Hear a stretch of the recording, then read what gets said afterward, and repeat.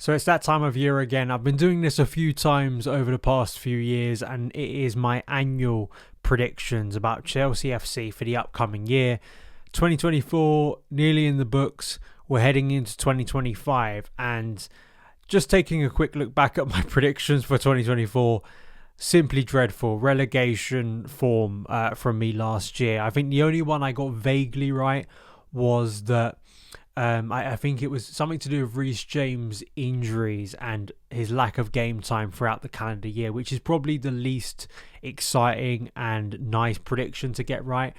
And I've for several years now predicted about the stadium. Nothing's ever come of it. So right now, I'm not predicting anything about the stadium and the new stadium and what could be happening.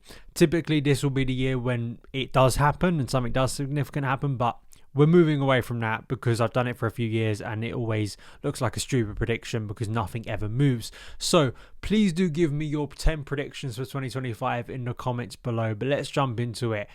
The first one, let's try and get an easy one out of the way, or at least what I think will be an easy win by the end of 2025. And that is Chelsea winning the Europa Conference League. I mean, from this point, it will be quite embarrassing if Chelsea don't lift that trophy in Wroclaw in May, given the quality of the competition, given the quality of Chelsea's squad. And given this season, it's been more positive than negative. I think it'd be a nice way to round out what should be a positive first season for Enzo Moreso as Chelsea head coach. So Chelsea to lift that Europa Conference League and add the lot. Finally, we can start singing "We've won it all" once again with the Conference League in our trophy cabinet.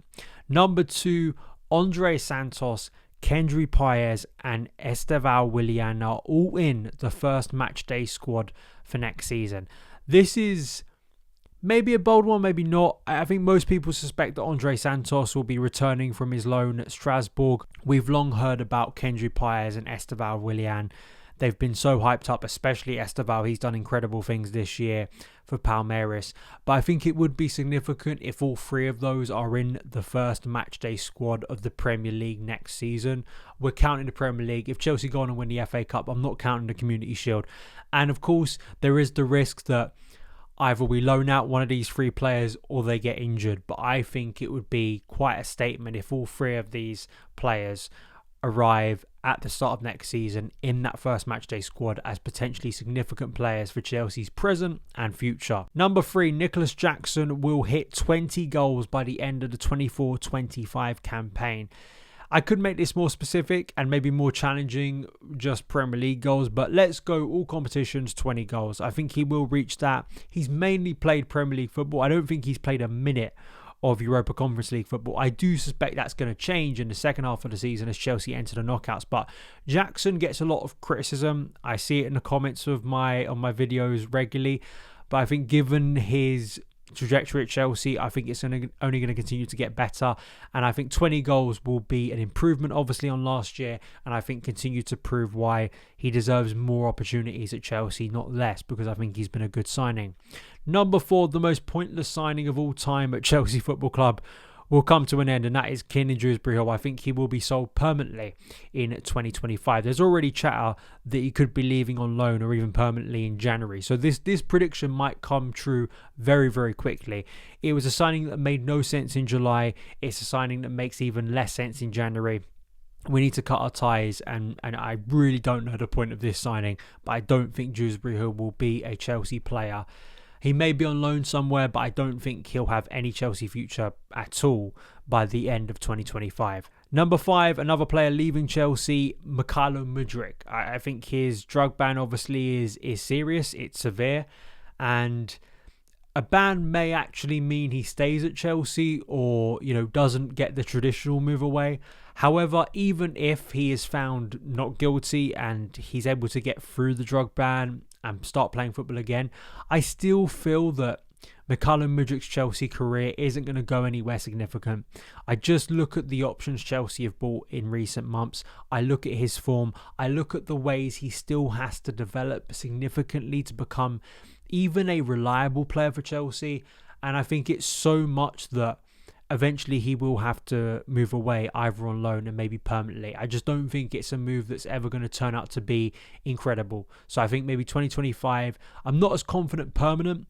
And of course, the ban could play a massive role in this. But if it is a long-term ban, Chelsea may be left in a situation where they terminate the contract, given it's 4 years, right? So a lot can happen with Madri, but I don't think it's going to be great regarding his Chelsea career in 25. Number 6, Enzo Moreso will last a calendar year. This was the prediction I made for Mauricio Pochettino this time last year. I guess I'm a little bit more confident this time because Moreso has proved many doubters, including myself, wrong. Although at the time of recording, Chelsea are coming off the back of some difficult results. Listen, he's done so much better than any of us could have anticipated in the summer. And I think the mood he's created and helped to create it in the Chelsea dressing room especially, but also around the club, is so much more positive than it was 12 months ago, especially than it was 18 months ago around the club.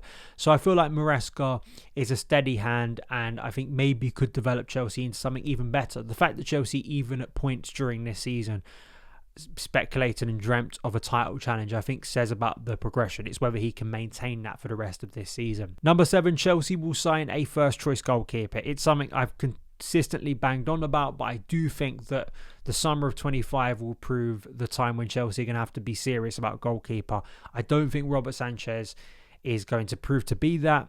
Yes, Chelsea have a bunch of young goalkeepers like Mike Penders, Gab Slonina on loan, but that is a long shot in terms of those players developing into the goalkeepers Chelsea hope they can be, and that's not going to be in 2025, very unlikely.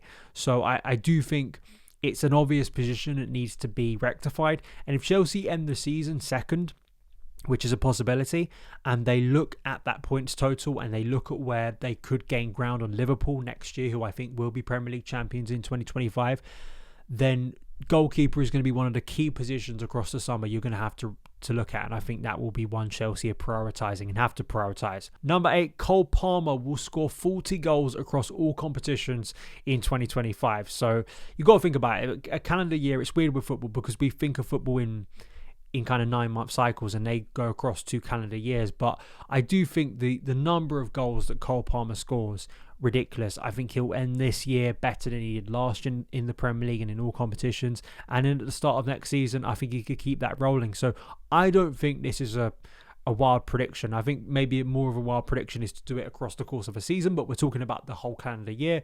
I think he will score 40 goals for Chelsea across all competitions this year. Number 9, I believe that Chelsea will finish in the top 3 of the Premier League and reach their highest points tally in the Premier League since they won the title in 16-17. So it's been a long time since Chelsea have had a serious points tally, or at least one that you could kind of look at and go, okay, that's getting us close to winning a Premier League title. It was around 73, 76 under Tuchel in 21-22, and that was actually quite a progression based on recent years. I mean, Chelsea have for quite a while now been around that 60 to 70 point range, and of course it has dropped below that in several bad seasons.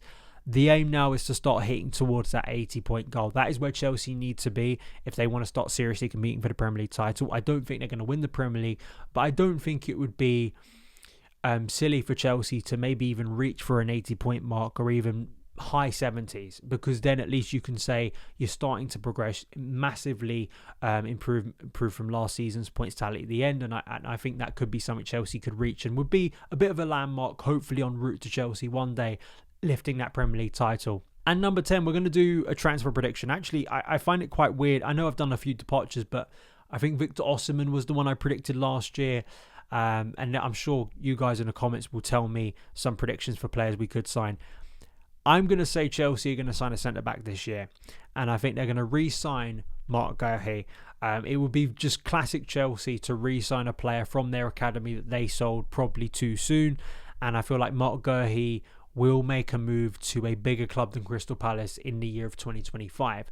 And that centre-back area still remains a little bit unknown with Fofana's injury problems. I know Anselmino has been recalled from Boca Juniors, but he's a very young centre-back. Maybe he develops into the solution and Chelsea don't need to sign someone. But I do think there is a general consensus that goalkeeper and centre-back remain 2 key areas that Chelsea maybe need to spend more in the transfer window. And if I'm going to go for a name in the Premier League, it's going to be Marc Guéhi, who I rate very highly, and make his return to Stamford Bridge in 25. So those are my predictions. Please let me know your list of 10 in the comments below. We'll see at the end of 25 in 12 months' time how right, how drastically wrong I am. hopefully for the better rather than worse, because last season's one, I don't think it can get much worse than that. So those are my thoughts. Let me know yours. Have a great, happy new year entering 2025, and I'll see you again very soon. All the best.